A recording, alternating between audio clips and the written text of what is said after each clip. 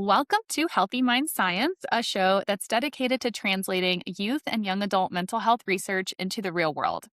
We have conversations with experts in psychology, neuroscience, human development, computer science, education, and more, with a focus on helping parents and educators take research findings into their everyday lives to ultimately better support our young people.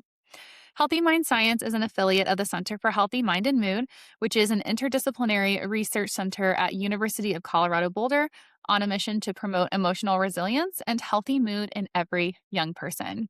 I'm your host, Alicia, and today I have with me a fifth year PhD student in the psychology program at Brandeis University, Quynh Nguyen, and we are really excited to have you.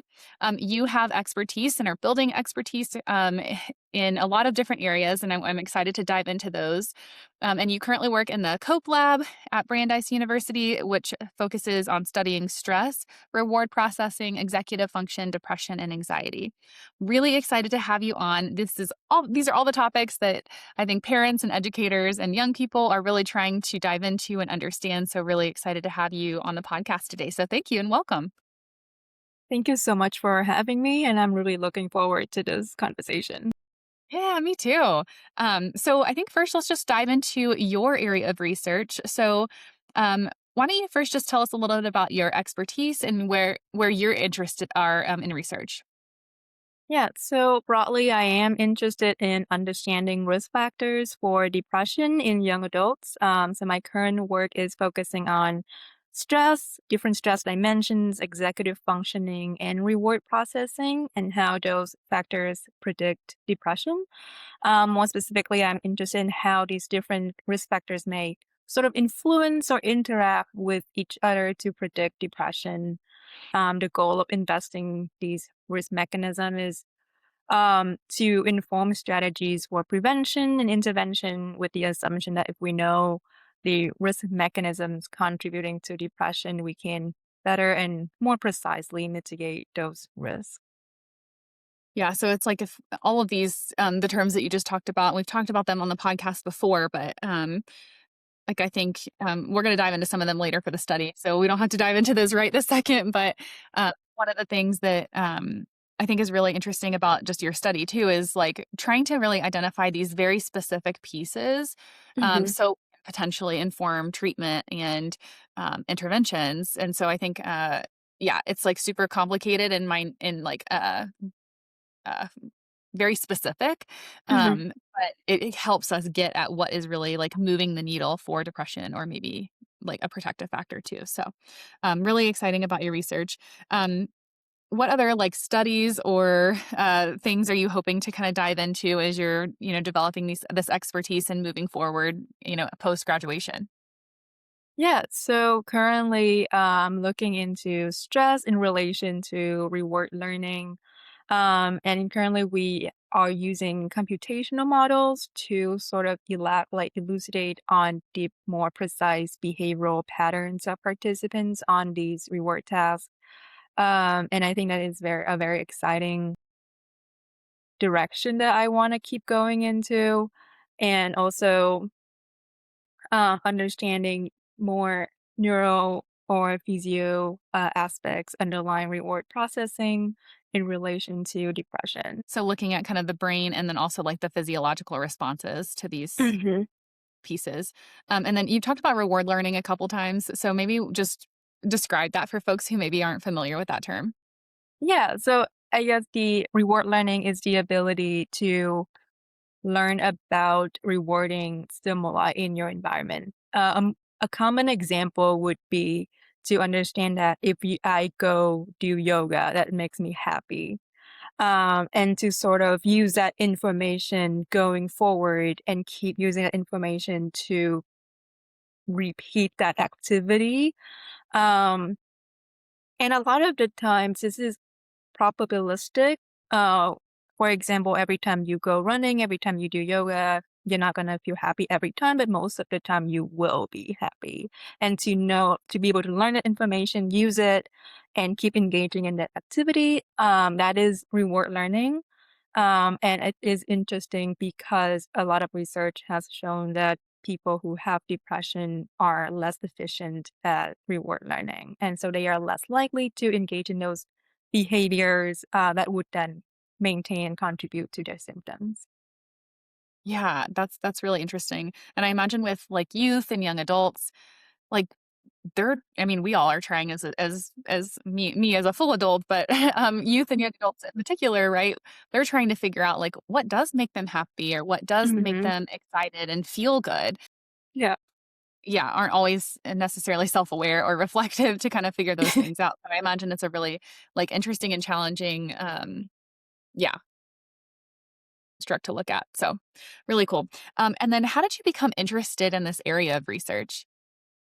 Yeah. So I think I was inspired by just the simple idea that our life quality and happiness are substantially shaped by simply what we do in our everyday lives, how much we exercise, how much we engage in our hobbies, hanging out with friends, whether and how we get our jobs done. So, what we do directly contributes to our overall happiness and emotional health. And it is very simple, but it's not that simple for a lot of people. And some people can get things done easily and lead happy, active lives. But other people constantly struggle to do that. And a lot of those difficulties, stem from their, uh, deficits in the executive functioning system, the reward processing system, as well as external factors like stress, if you have stress in your life. And so these deficits definitely carry important implications for mental health problems more broadly and also depression more specifically. And so my work is guided by this overarching fascination with the inability to get up and accomplish goals and pursue rewards and what that means for mental health problems, specifically depression. Yeah, that's really good. I've worked with young people. I worked with young people directly for a decade, and Hmm. when they weren't able to kind of use some of the executive functioning skills, it was really, really debilitating, and it was really difficult for them to kind of just navigate everyday challenges. And I worked in the education space, Hmm. doing tasks for projects or turning in papers or assignments, or reading, it's just really challenging. And so it's definitely relevant and very important to the work that we do with young people. So I'm super excited to transition into the study. So I'll just do a quick kind of introduction to the title, shout out your authors, and then we can dive into. Yeah, what you were looking at. So, the title of the article is Stress Generation and Subsequent Repetitive Negative Thinking Link Poor executive functioning and depression. And so I love when titles sort of make a claim. That's great. So excited for that. And then this was you, Quynh Nguyen, Rosalinda Kaiser, and Hannah Snyder as co-authors. So let's dive into the study. So tell us a little bit more, just to kind of the broader context of the study. Yeah, so in the study, we basically look at what mechanisms might translate poor executive functioning into depression symptoms. So I guess to sort of break that down, executive functioning is more broadly just a set of control processes in the brain that allow us to basically manage ourselves so that we can get things done. We need these cognitive processes to plan for the future, break out of a habit if we want to make decisions. Uh, Basically, any tasks that require a certain level of attentional control and mental effort from us. And so, executive functioning is important to almost all aspects of human functioning. For us to get things done, maintain relationships, etc. And so poor executive functioning has been consistently linked to depression symptoms. But unfortunately, executive functioning has been shown to be mostly genetic, and efforts to train it so far have not shown far transfer. It has not been very productive. And so for that reason, in the study, we asked the question, okay, why does it predict depression? What are the downstream effects of poor executive functioning that then contribute to depression symptoms? Because if we cannot improve executive functioning, we can still likely influence its outcomes that then disrupt this link between poor executive functioning and depression. Yeah, when I was working with young people, I had no clue, like, how much of a direct link executive function and depression, like, had, and Mhm. so I've been really interested, like, learning more about that area because young people every day, they have to complete tasks. I mean, so do, adults, but, young people are really trying to learn those skills too, so it's like the Mhm. skill, but also you're saying that there's, like, brain changes as well that are associated potentially with this with executive Yeah. function, so Yeah, I think, like, young adulthood, adolescents, young people are a perfect sample, like, perfect populations to study executive functioning and reward processing and mental health because those are the periods that we see a lot of changes in the neural system that support executive functioning and reward processing, and these are also periods that are punctuated by novel stressors as young people transition into independence, go through puberty, and a lot of other life challenges. awesome. So what else should we know about the study before kind of diving into the hypotheses and what you were trying to find? Yeah, so in this study, just as like an overview, we looked at two big models. So in the first one, we looked at two processes that we think would be sort of intermediate between poor executive functioning and depression. So that is stress generation and repetitive negative thinking.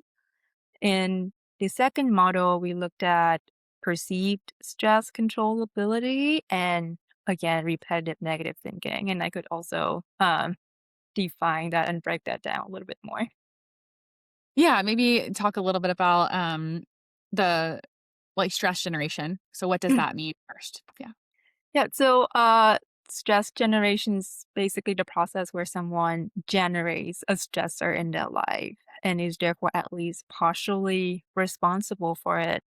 So, for example, failing a test is a stressor that likely occurred because the student did not study for the exam, and so they are at least partially responsible for that stressor in their life. And so, in connection with executive functioning, we can see how somebody with poor executive functioning would be less adept at planning for things. They might be less able to overriding their impulses to scroll on their phone and focus on studying. And so, with those challenges, they will be more likely to generate stressors in their life, like failing a test. And we think that following those self-generated stressors, people could start spiral they could start spiraling and or what we call repetitive negative thinking, which is exactly what the term suggests is when somebody repeatedly think negative thoughts about themselves, about their life, the future, the past. So for example, especially with self-generated stressors, there's a component of self-blame in there where people think, well, I could have done better. It was on me. So negative thoughts about themselves and then also worries about the future, about what this failure could mean or what this stressor could mean for the future. Um, and so you can see how this pattern of repetitive negative thinking could then contribute to depression symptoms. And that is basically our process model.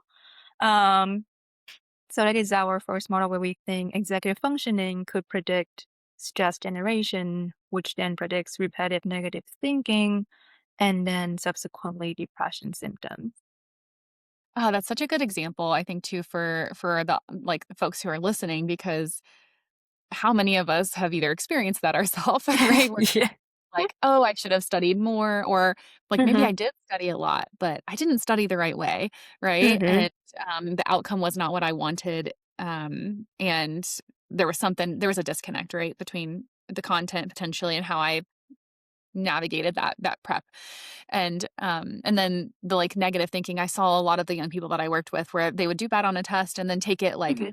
"I'm horrible," right? Like, "I'm good enough. I can't do this particular major, so therefore" you talked about, like, future goals and, like, it's Mhm. like this spiral. It really is a negative spiral. And I saw it a lot in my background as an academic coach.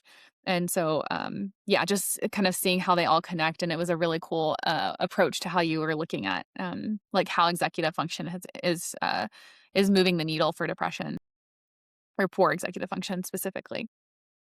Awesome. Well, maybe talk a little bit about maybe the setting of who the participants were and how you looked at it. Yeah. So we this study was conducted during COVID-19.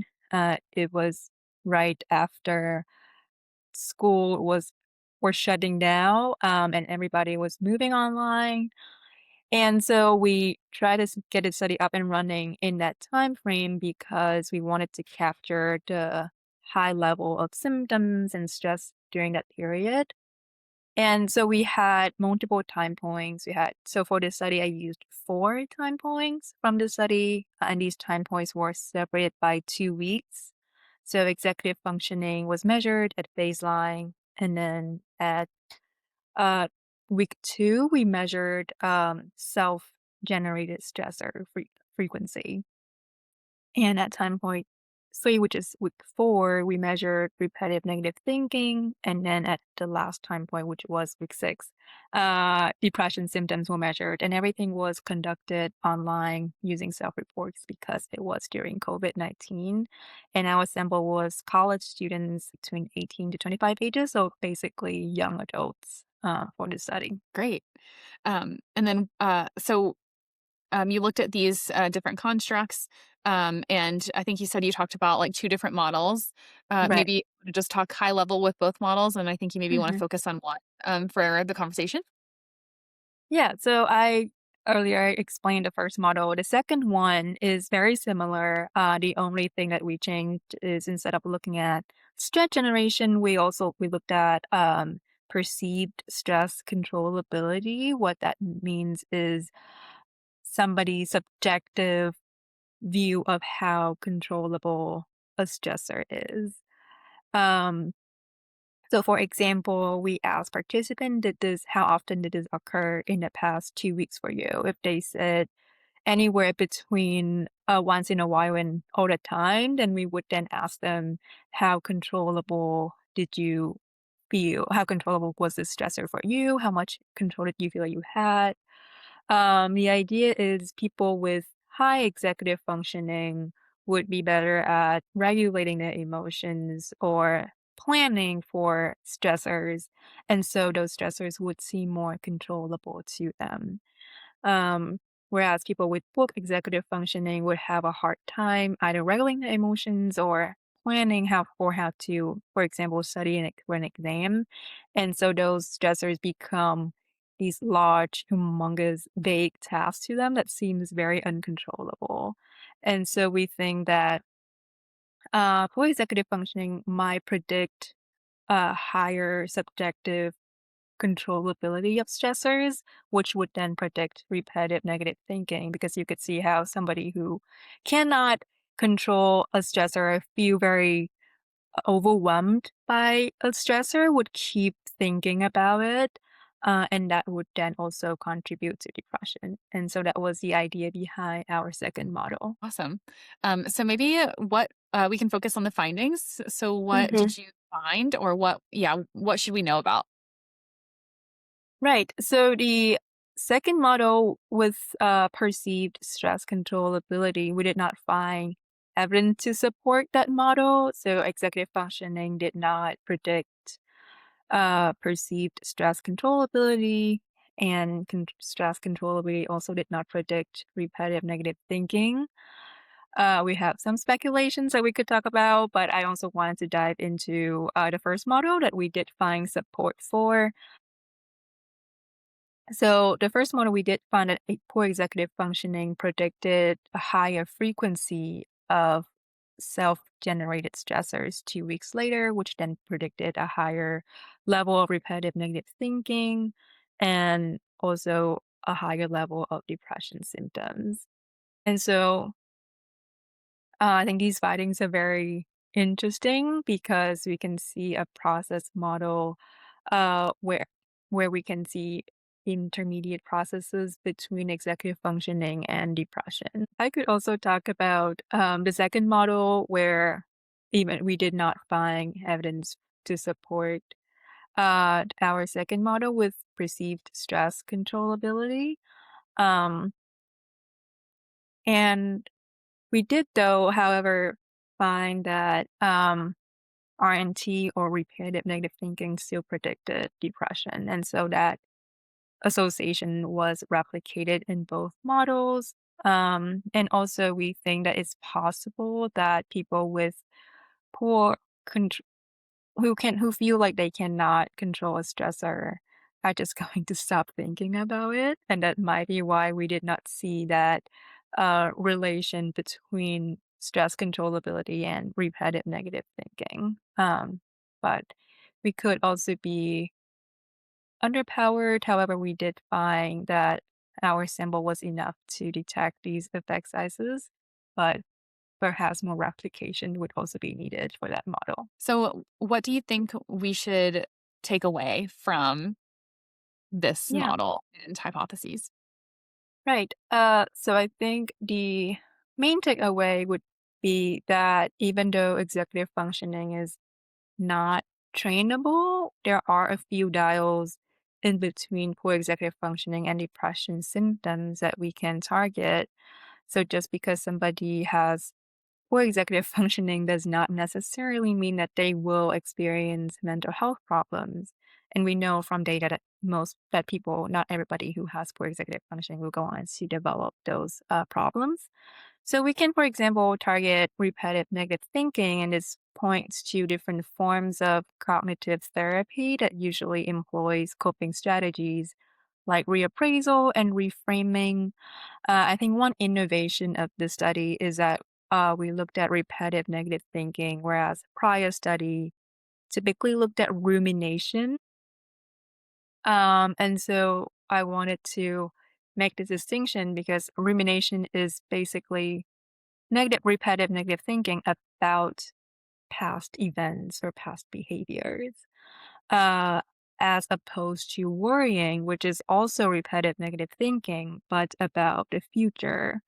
And so in the study, we use analysis that we use both rumination and worry questionnaires, and then we use principal component analysis that basically uh, obtain the common variance between these two questionnaires. And so the idea is we can still see these associations with repetitive negative thinking, meaning that it's less important what the content of the repetitive negative thinking is. It doesn't matter as much whether they were thinking about the past or the future. It's just this pattern of repetitive negative thinking that seems to be very impairing.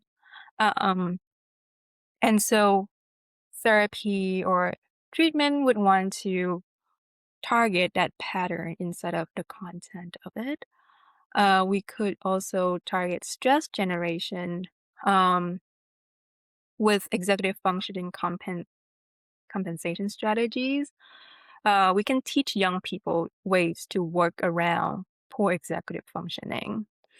We cannot train executive functioning, but we have ways to work around it. So things like time management, organizing a task, breaking down tasks, writing down reminders.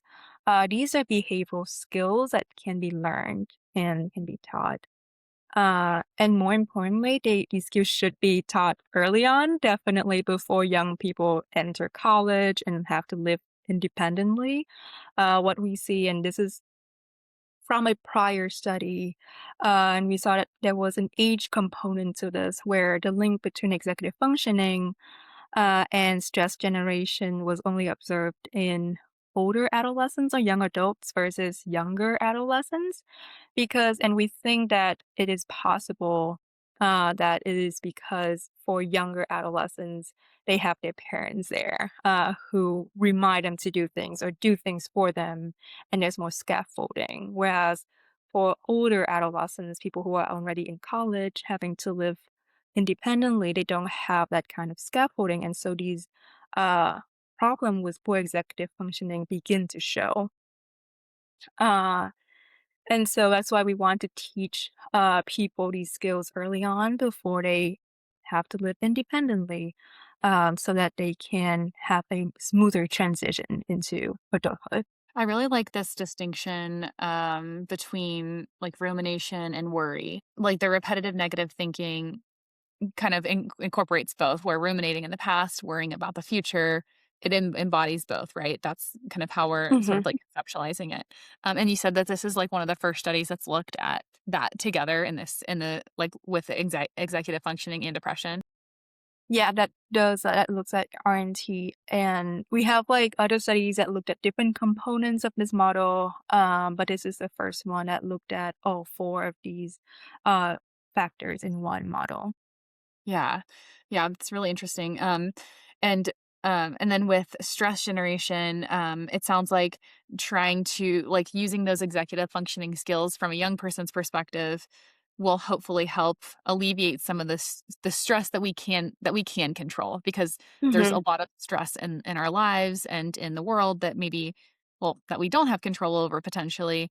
But for the things that we can control, trying to have those skills to navigate those stressors when Hmm. and when they arise, not if, but when, Yeah, especially, yeah, and learning those tools as early as possible is so critical. yeah, for sure. I think it is important to teach young people all of these skills. I think these are like different phases of process. You can teach them how to avoid stress, how to prevent it from occurring. But like you said, stressors, a lot of them are unavoidable. And so in response to those stressors, we teach them how to cope, how to disengage from repetitive negative thinking in response to stressors. And so every point of this model could provide us some insight into what we can do to prevent depression symptoms from emerging or escalating. Yeah, I think when I talk to parents and educators, about, like, executive functioning or young people, it's like they want Mhm, the executive functioning skills, they want young people to have those skills, but it's like to mhm, do the work, right? So that they can mhm. their assignments on time, so that they can, right, function, as a strong student, which makes Right. sense because that's a Yeah. huge part of a young person's life, right? Mhm. But I love that, kind of understanding how, like, executive functioning and, like, how it can generate stress or not, right? Or, like, help us cope with stress could then be a protective factor for depression. So not only could it, right, like, contribute to maybe, symptoms of depression, but it also can be a protective factor, and I think it's like a win-win, like, let's help young people develop these Mhm. skills early, right, so they Yeah. can do well in academics, but also so that they can do well in life and also managing their mental health and sort of using it as a protective factor. I just think it's a really cool kind of, model and approach. Thank you. Yeah, I think like even as I am also as like grad student, I also TA for classes, and you can see that a lot of students they come in their freshman year with not a lot of skills as to how to set their own timeline. I have this deadline at the end of the semester, and you can work backwards from it. This is how you create a timeline. Those skills are important, but a lot of young people they don't know how to do it. But when they do, they will start doing it and it is really helpful for them. And so I think I really do believe in this idea that those behavioral skills are very useful and they are very effective ways to work around executive functioning or poor executive functioning. Yeah. And I think, this may be outside of the scope of your research, so you can say that if it is, but do we know any like tools or interventions that really move the needle for executive functioning in young people? Or is that still up for debate? It is definitely still up for debate. So I think so far, most executive functioning interventions, to my knowledge, they typically target like the actual cognitive ability with the assumption that that would transfer into everyday life behaviors. But we don't really see that transfer.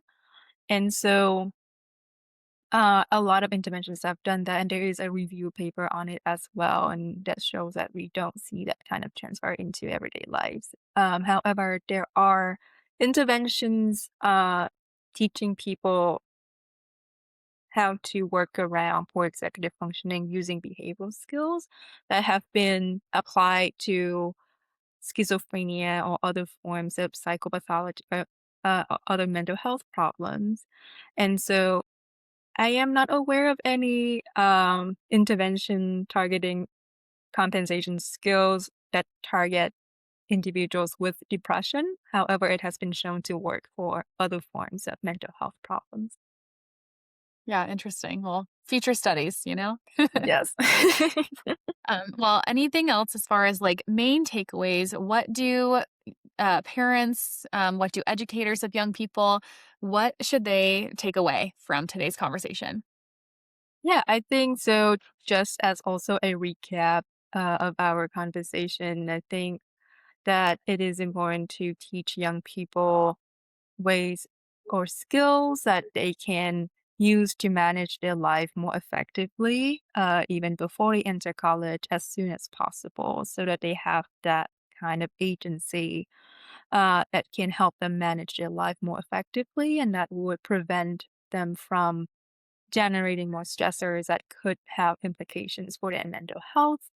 Another thing is teaching young people just coping strategies, emotion regulation, reframing, strategies, skills that could help them cope with stressors when they do arise. Awesome. Um, well, thank you so much for your time. I'm really excited. And if you are listening to this and you want to dive into the research methods, the study design, the analyses, you can feel free to check that out. I will link that in the show notes. And yeah, we are so excited to have you on. So keep us informed about future research that you have. And thank you so much for being on the show. Thank you so much for having me. I really enjoyed this conversation. Thanks.